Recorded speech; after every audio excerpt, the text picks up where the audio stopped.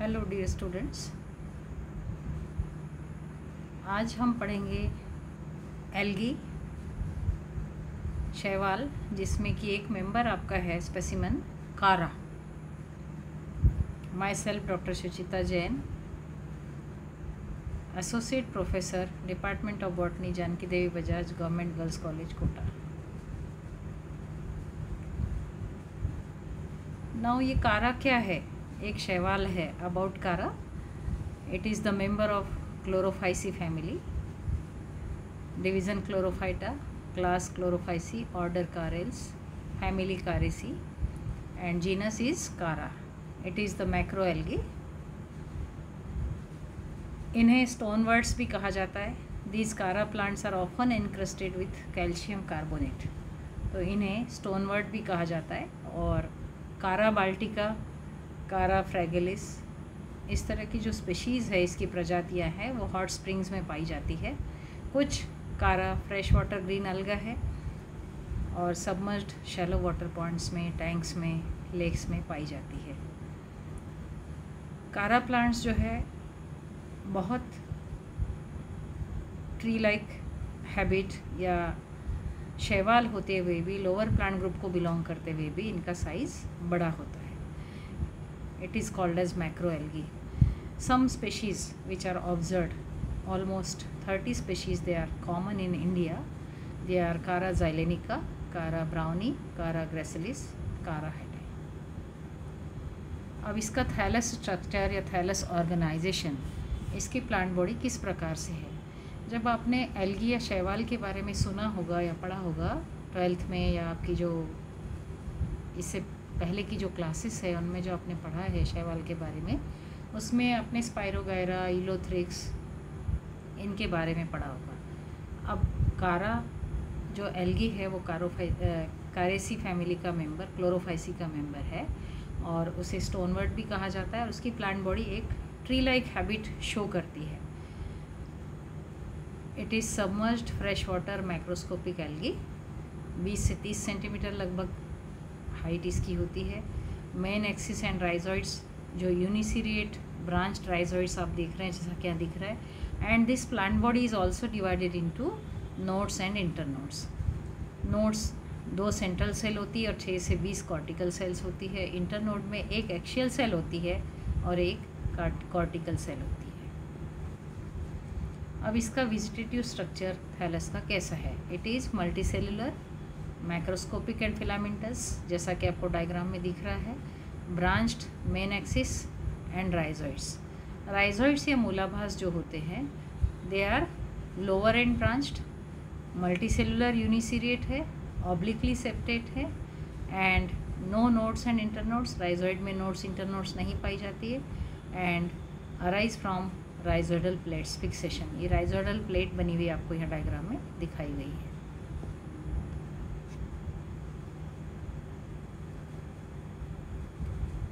Plant body is divided into main axis. Main axis आप देख रहे हैं यहाँ पर, erect and branched. It is differentiated into nodes and internodes. पहले भी आपको बताया, internodes are long single celled enveloped by corticating cells, and nodes are short regularly arranged cells. 2 nodes के बीच का अंतर जो है वो कहलाएगा internode. Nodes are short arranged cells, regularly arranged cells है। Bears branches of limited growth, जो कि शॉर्ट लेटरल्स कहलाती हैं। Branches of unlimited growth, long laterals कहलाती है। 2 प्रकार की ब्रांचेस इस पौधे में या शैवाल में, कारा में हमें देखने को मिलती है। ब्रांचेस ऑफ लिमिटेड ग्रोथ, जिन्हें शॉर्ट लेटरल्स कहेंगे, उनकी क्या खासियत है? प्राइमरी लेटरल्स है ये। लीव्स और branchlets arise from peripheral cell of the node. Limited growth होती है, limited number of nodes and internodes होते हैं।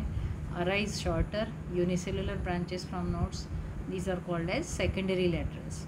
स्टिप्यूल्स भी पाए जाते हैं, और फर्टाइल ब्रांचेस जो होती है उन पे सेक्स ऑर्गन्स पाए जाते हैं। सेक्स ऑर्गन्स का क्या नाम है? Male sex organ is globule and female sex organ is nucule. In this diagram you can see very well prominent, this is female sex organ elongated, it is called as nucleus, and here rounded it is called as globule, male sex organ. Monoecious species है, dioecious species है. यहाँ पर आपको बताया गया है branches of unlimited growth arise from axils of primary laterals, they arise singly. जो unlimited growth की ब्रांचेस है they arise singly. Unlimited growth, that is growth is indefinite. Nodes and internodes are there, cortication is there and they bear primary laterals. तो जो unlimited branchlets या branch या growth है long laterals, they continue the growth of thallus indefinitely. These branches arise singularly and each branch of unlimited growth possess nodes, internodes, cortication, primary laterals, and it resembles just like the main axis. अब इसका cell structure कैसा है? कारा की यदि एक कोशिका का अध्ययन हम करें तो उसकी सेल स्ट्रक्चर कैसा है, यहाँ पर डायग्राम में आपको दिखाया गया है. नोडल सेल और इंटरनोडल सेल दोनों के बारे में बताया गया है. ए वाला डायग्राम रिप्रेजेंट कर रहा है नोडल सेल को और बी डायग्राम रिप्रेजेंट कर रहा है इंटरनोडल सेल को. नोडल सेल में at the apex and at the nodes small isodiametric cells are there. Central nucleus is there. Granular cytoplasm भी होता है.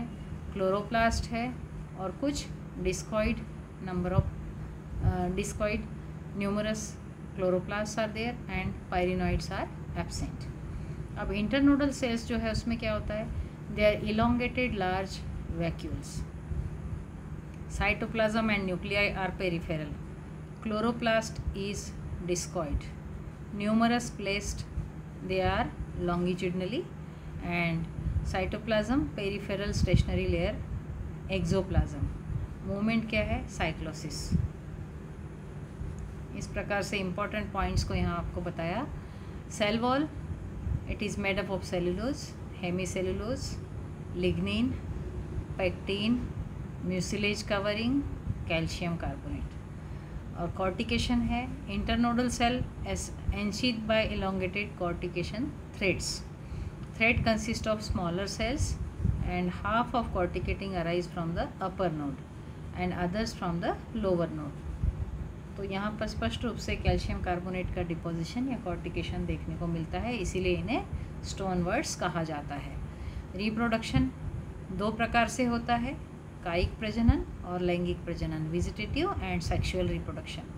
Vegetative reproduction it occurs with the help of amylum stars, bulbils, amorphous bulbils और secondary protonema. Vegetative reproduction हम यहाँ example दिया है. अमाइलम stars कौन सी species में देखने को मिला, Chara stelligera. Amylum stars in some species like Chara stelligera on the lower nodes of main axis develop multicellular star-shaped aggregates of cells. These cells are full of amylum starch and hence are called as amylum stars. The amylum stars do detachment from plants and develop into new cara thalli. कारा के नए thallus का निर्माण अमाइलम stars की मदद से हो सकता है.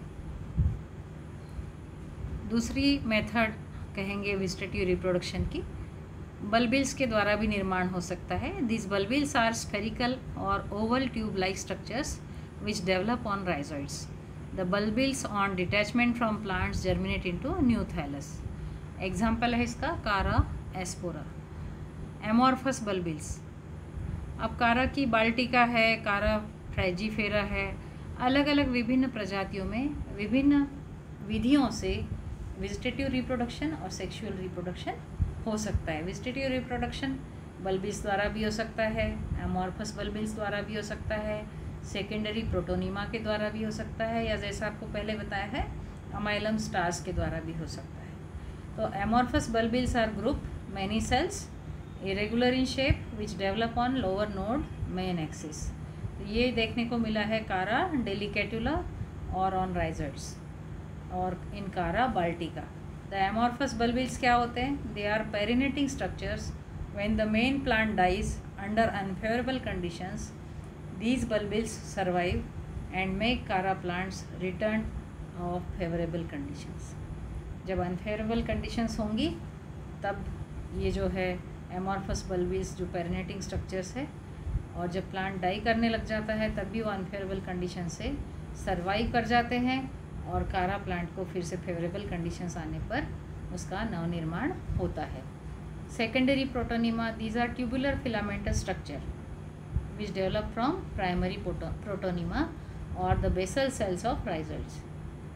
Secondary protonema like primary protonema from Chara plants also produce or reproduce, and the vegetative thallus or the reproduction occurs. Sexual reproduction, it is oogamous, highly oogamous, मतलब स्पष्ट रूप से दोनों प्रकार के सेक्स ऑर्गन्स पाए जाते हैं, या हमें विजिबल है, या हम देख सकते हैं, या उन्हें डिफ्रेंशिएट कर सकते हैं. These are large and visible. Here in diagram you can see the female sex organ oogonium nucleus जिसे हम कहते हैं न्यूक्यूल, और मेल सेक्स ऑर्गन जो है एंथ्रीडिया या ग्लोब्यूल. होमोथैलिक जिसे हम कहेंगे monoecious. Both sex organs are present on the same plant. जब दोनों sex organs same plant body या सेम प्लांट पर प्रेजेंट है तो उसे हम क्या कहेंगे, होमोथैलिक और मोनोशियस. हेटेरोथैलिक और dioecious sex organs are present on different plants. Nucule is always above the globule. Nucule is always above the globule means female sex organ की पोजीशन ऊपर है और ग्लोब्यूल जो है मेल सेक्स ऑर्गन उसकी position नीचे है. ग्लोब्यूल और antheridium, it is the large spherical red bright orange colored having some stalk, it is called as pedicel, and outermost wall is 8 closely fitted curved cells, these are called as shield cells, and they enclose an internal cavity. इसकी structure या संरचना हम देखेंगे detail में तो उसे कहेंगे shield sales. और उसके बीच में क्या है, manubrium, centre of shield cells, it is rod shaped handle like cell, and one capitula, more or less rounded cells at the end in turn possess 2 capitula, branched or unbranched, antheridial filaments and spermatogenous filaments. तो ये संरचना हुई इसकी globule की, आप देख सकते हैं स्पष्ट रूप से. Shield cells move apart, mature globule antheridium, expose antheridial filaments, 200 androcytes, elongated coiled biflagellated antherozoid. And now oogonium, it is nucule, the female sex organ. It is having oval shape with crown like structure which is called as corona, crown or corona. Macroscopic, short stalk, node, homothalic. Nucule is always above the globule. Its position I have shown here. The position is position of the globule underlying towards nucleus. And tube cell is having 5 spirally twisted covered except the top cells. Corona cell 5 at the tip, egg in the center, and it is uninucleate, rich of food materials, oil drops and starch grains. And receptive spot is there, tip of the egg, which is hyaline. Fertilization कैसे होता है या sexual reproduction कैसे होता है. When oogonium is mature, the 5 tube cells get separated from each other forming narrow slits between them. यहाँ पर sexual reproduction को इस डायग्राम में एक्सप्लेन किया गया है. Antherozoids are chemotactically attracted towards ovum, and the antherozoids enter through these narrow slits and penetrate gelatinized wall of the oogonium. Many anthrozoids enter oogonium, but one of those fertilizes the egg to make a diploid zygote. After fertilization, diploid zygote is formed, and the zygote secretes a thick wall around itself to make an oospore. Germination of zygote. Diploid nucleus migrates towards apex. It secretes cellulosic cell wall, yellow or brown wall of tube, and oogonium thick sculpturing is there, and zygote settles at the bottom and undergoes the resting period. this is the complete life cycle of Chara. Here you can see the plant body of the Chara having both the sex organs and globule and nucleus, and then the process of fertilization with the oogonium, the female sex organ, and the anthrozoid or anthridium, the male sex organ, globule.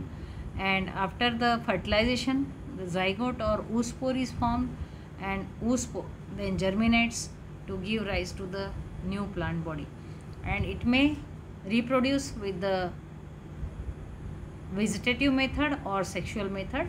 And in the vegetative reproduction, it may give rise to new plant body with the help of bulbil. Vegetative structure is bulbil or amylum stars or tubers, and thus in different species of Chara, the vegetative reproduction and the sexual reproduction which occurs can be studied through this complete life cycle. Thank you very much. If you have any queries, you can ask. You are free to ask. We are here to solve your queries. Subscribe YouTube channel CC Raj JDB GGC Kota. Thank you.